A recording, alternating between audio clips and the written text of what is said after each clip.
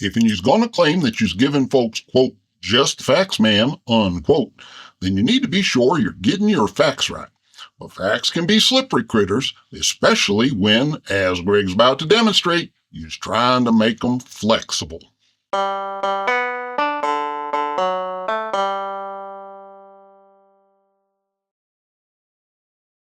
Hey there, folks. Bertram, the Barely Bearable Atheist here, continuing our series on Greg Koukl's book, Tactics. And you want to know something? When I first started this series, I had some doubts as to whether they was really going to be anything interesting to talk about.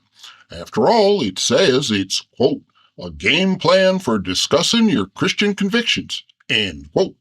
And I was afraid it might be mostly tips on public speaking and such. But no, fortunately for my channel, it weren't like that at all. It's chock full of Christian nationalism and apologetics for bigotry and various forms of ill-motivated reasoning, and that makes it well worth my time to debunk. Anyways, we's in the middle of chapter 16, looking at what Greg calls his just the facts, ma'am tactic, where he tries to use facts to debunk objections to Christianity. And in this case, Christianity is broadly defined to include Christian nationalism, sexism, homophobia, transphobia, and various other items from the conservative Christian culture wars. And today we're starting off with a typical example in a section entitled, quote, Abortion and Homicide, end quote. And here's what Greg has to say. Quote, in the California statutes under the category Crimes Against the Person, Section 187, murder is defined this way. Murder is the unlawful killing of a human being or a fetus with malice aforethought, emphasis added, end quote. And let's just pause there and make a few observations because this is what the Dapper Dinosaur and Stephen Woodruff call a Trojan source. He's quoting from the California statutes to try and make a point, but his own quotation shows that he's wrong. Notice, first of all, that murder is defined as unlawful killing. If it ain't unlawful, it ain't murder, even though Greg is about to argue that it is. Second, notice it's the unlawful killing of one of two types of victims, a human being or a fetus. That's two separate categories, either a human being or a fetus. And notice it don't include fertilized eggs, blastocysts, zygotes, or embryos, just a human being or a fetus. Third, there's exceptions to this general principle, as Greg is about to report. Quote, after the definition, we find among the exceptions, this section shall not apply to any person who commits an act which results in the death of a fetus if the act was solicited, aided, abetted, or consented to by the mother of the fetus, end quote. So notice he says among the exceptions, meaning there's other exceptions besides this one. And notice again, it don't apply to fertilized eggs, blastocysts, zygotes, or embryos. They ain't included in the definition of murder, so they don't need an exception. They's already exempt. So right off the bat, Greg's own source documents the fact that abortion ain't murder. And that's what makes it a Trojan source. He picked it himself, and it refutes the point he's trying to make. Well, naturally, Greg ain't too happy about the fact that this robs him of the opportunity to call abortion murder, and that means he can't use blood libel to slander folks who support the right to bodily autonomy, so he's going to complain. Quote, this exception in the California statute is troubling. The moral principle underlying all homicide statutes is that human beings have innate worth.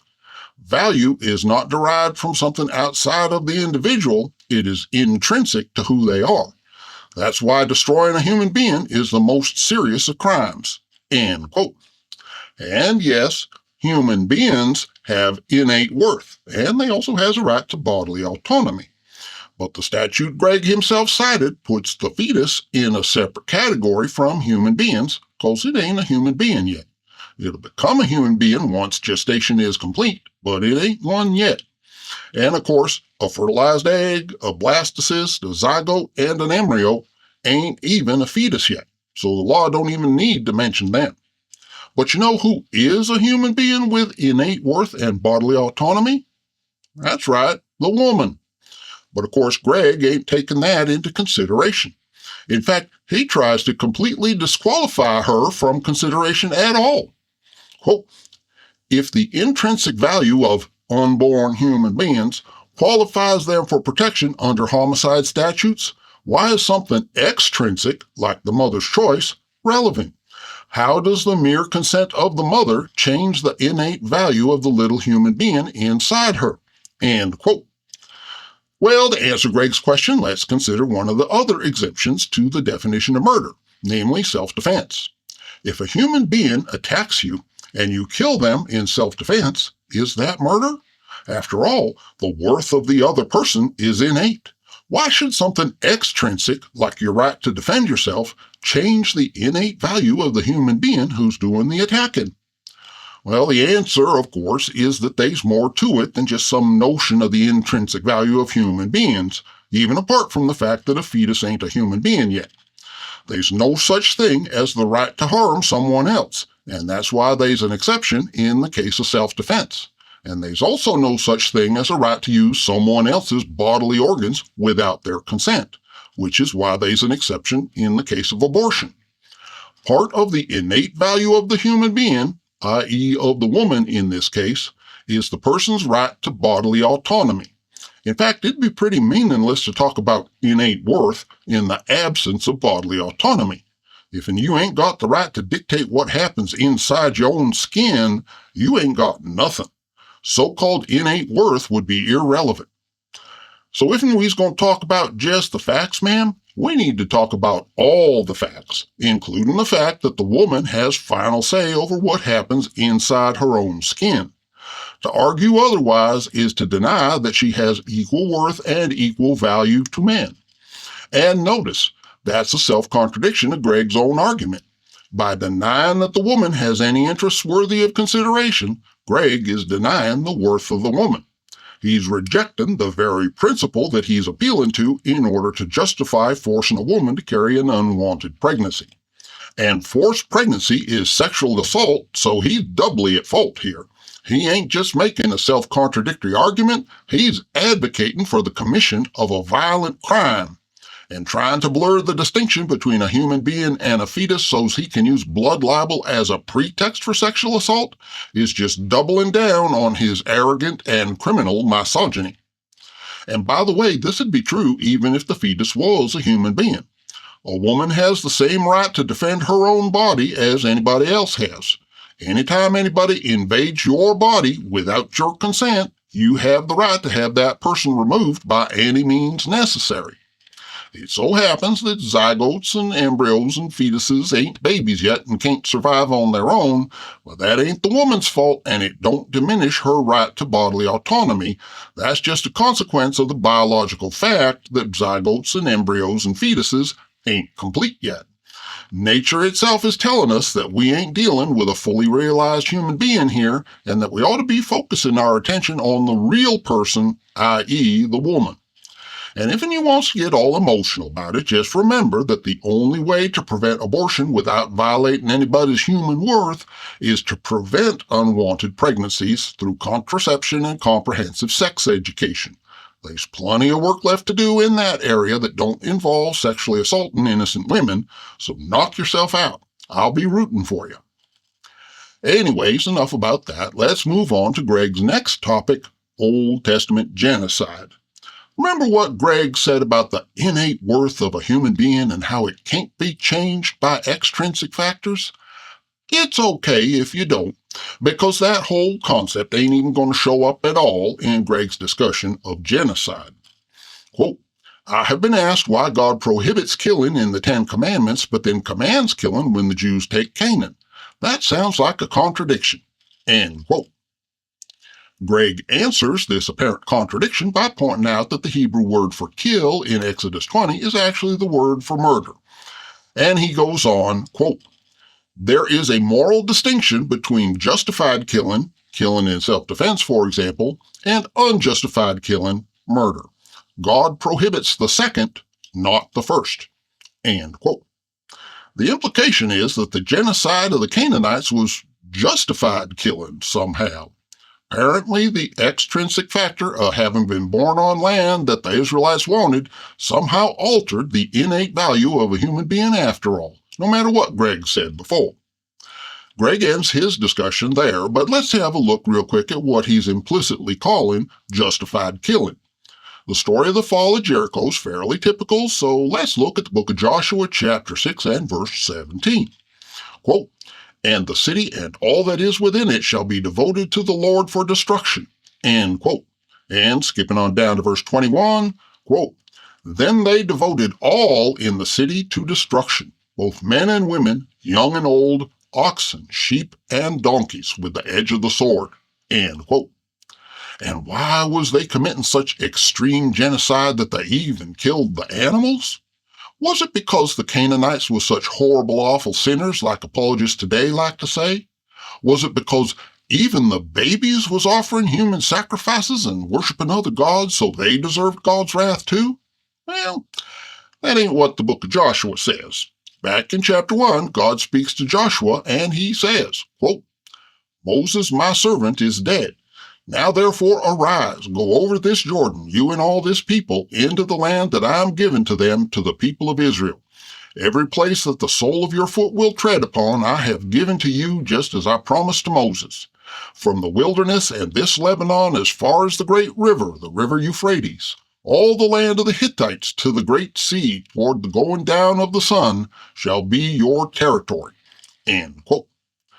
So the reason Canaanite human beings had such low innate value that even the babies deserved to die was because the Israelites claimed that God had promised to give them the land, which is pretty much what we see happening in Palestine today. According to Greg, a woman's right to defend her own body don't give her the right to have an abortion. But if the descendants of Israel want to grab some real estate in Palestine, that's justifiable killing, as long as they claim that God said it was okay, even when the victims is innocent babies.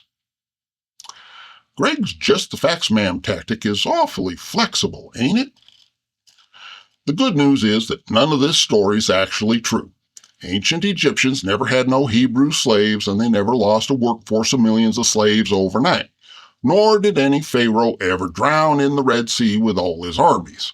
Archaeologists have studied what was going on in the eastern Mediterranean area around that time, and what they found out was that the so-called land of Canaan was under Egyptian control at that time, and that the folks we call Israelites today was just Canaanites living amongst other Canaanites. Well, it's true that there was some goings-on back then that was pretty nasty, like sacrificing kids to their gods, but you can read an example of Israelites doing exactly that in Judges 11. And that's because they was just Canaanites living amongst other Canaanites. They all had the same culture and the same gods and the same beliefs and practices at the start of the Iron Age, and the nation of Israel gradually emerged as a distinct people group out of that common origin. The story of the Exodus is a narrative that emerged around the time of King David as a way of uniting the people under his reign after a long and bloody civil war. And it kind of worked for a while, at least during the reigns of David and Solomon, but after that it kind of fell apart as the Bible itself records. But regardless, the story itself is a complete fiction, and the genocide it portrays God as having commanded never happened. That don't excuse Greg for trying to claim that it was justified killing, though. He believes it really happened, and he argues in favor of the genocide anyway. And that's pretty reprehensible. But maybe I'm judging Greg too harshly. After all, the Bible says, "Judge not, lest ye also be judged," don't it? Well, Greg has something to say about that, too. Quote, "Here's another example of applying just the facts, ma'am, to a Bible passage that is almost universally misunderstood. Do not judge so that you will not be judged." Matthew 7:1. Jesus qualified this command, though, in a way that most do not. Why do you look at the speck that is in your brother's eye, but do not notice the log that is in your own eye? A closer look at the facts of the context shows that Jesus did not condemn all judgments, only hypocritical ones, arrogant condemnations characterized by disdain and condescension. End quote. And this is what happens when the Bible tells believers not to do something that believers wants to do. Greg wants to judge folks, and Jesus says not to do that, so Greg just finds an interpretation that allows him to go on ahead and do what he wants. Greg calls this an application of just the facts, man, but this ain't a fact, it's just Greg's personal opinion about what Jesus probably meant when he said not to judge. There's nowhere in Matthew 7 where Jesus himself says, oh, by the way, I'm only talking about hypocritical judgments. He just says, do not judge. To my reading, it looks more like Jesus is saying that you shouldn't judge because it would make you a hypocrite. He don't say, if there's a log in your own eye. He says, there's a log in your own eye. But Greg don't want to take the log out of his eye, so he's adding context to what's actually written in the text in order to make it conditional in a way that supposedly don't apply to him. And then he calls it just the facts. And that's the trick with Bible interpretation. You can read the text and then say some extra stuff about the text and then claim that the extra stuff is context that applies to the written text.